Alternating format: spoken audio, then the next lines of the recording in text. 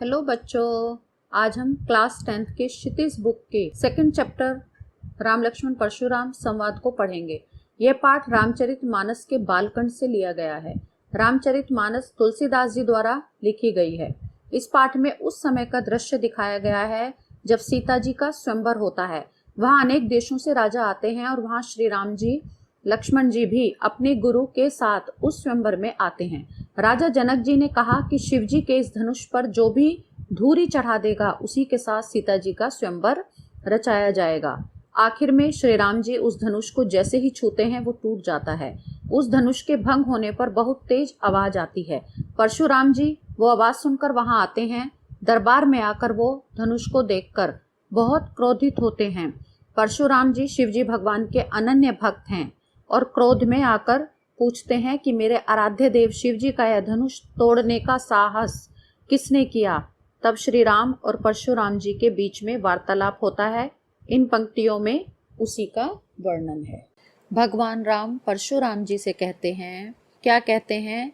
नाथ शंभु धनु भंज निहारा, कि हे नाथ शंभु धनु शिव जी का धनुष, भंज निहारा तोड़ने वाला, कि हे नाथ जिसने भी शिव जी का धनुष तोड़ा है, हो यही केऊ एक दास तुम्हारा। केऊ मतलब कोई, कि वो कोई तुम्हारा एक दास ही होगा जिसने शिव जी के धनुष को तोड़ा है।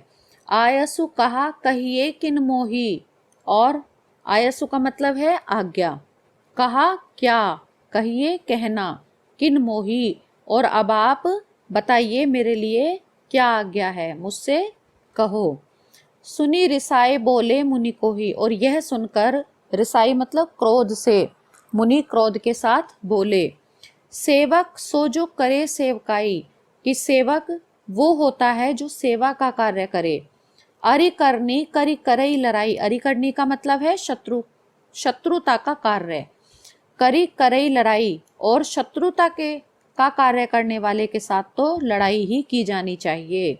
कौन? परशुराम जी कहते हैं कि सेवक तो वो होता है जो सेवा का कार्य करे, शत्रुता के कार्य करने वाले के साथ तो लड़ाई ही करनी चाहिए। सुनहु राम जेहि शिव धनु तोड़ा, और क्या कहते हैं परशुराम जी कि हे राम सुनो, जिसने भी शिव धनुष को तोड़ा है, सहस भाव सम सो रिपु मोरा, रिपु का अर्थ है शत्रु, कि वो सहस भाव के समान मेरा शत्रु है जिसने भी शिव जी के धनुष को तोड़ा है। सो विलगाऊ विहाई समाजा, सो का मतलब है वो, विलगाऊ अलग होना, विहाई समाजा और वो अपने आप ही समाज से अलग हो जाए।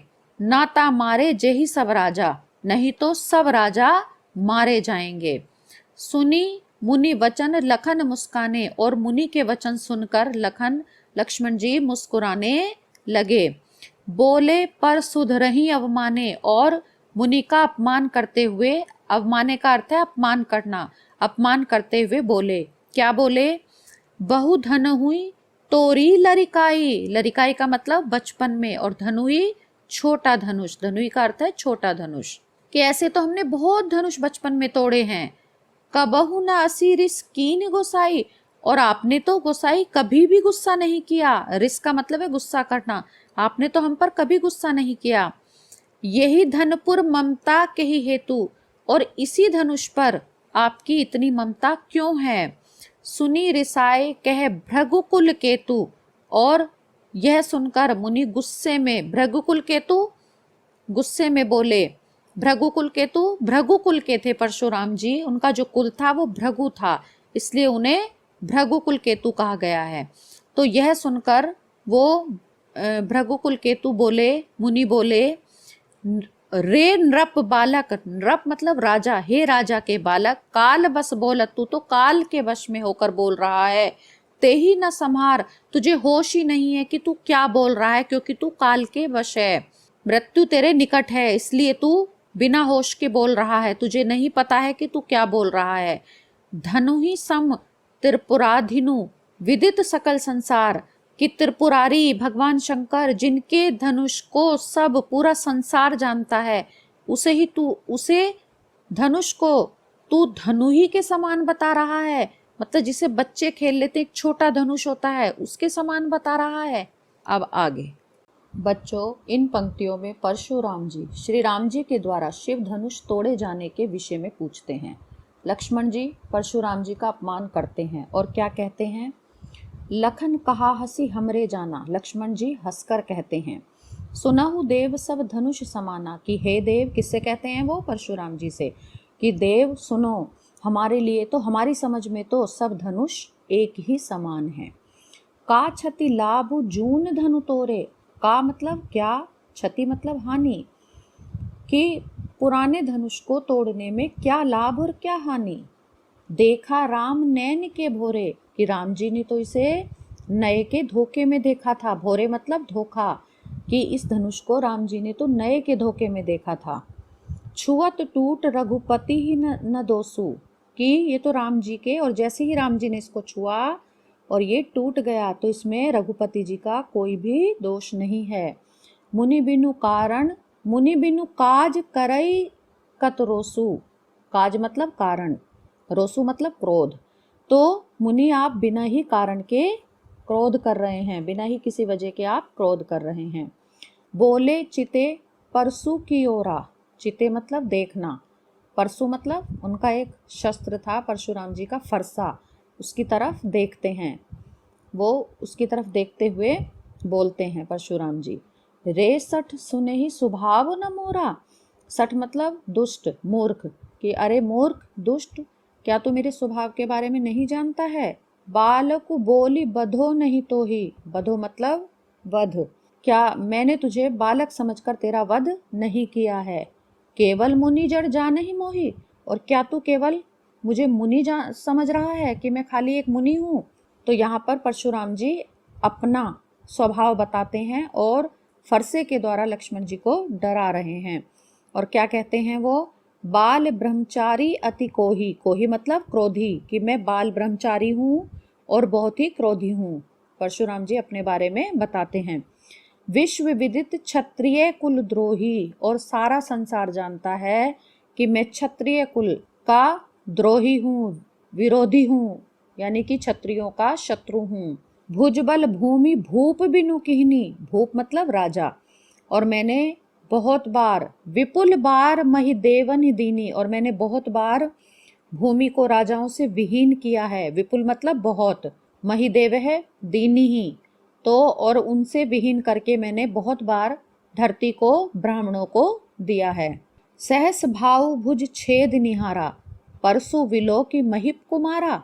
हे राजा के पुत्र, विलोकी मतलब देखो, मेरे परसे की ओर देखो, कि इसने सहस्त्र मतलब कि बहुत सारी भुजाओं वाला, सहस्त्र भुजाओं वाले सहस भाव की मृत्यु की है। मेरे फरसे की ओर देखो। यहाँ पर परशुराम जी अपना फरसा दिखाकर लक्ष्मण जी को डरा रहे हैं।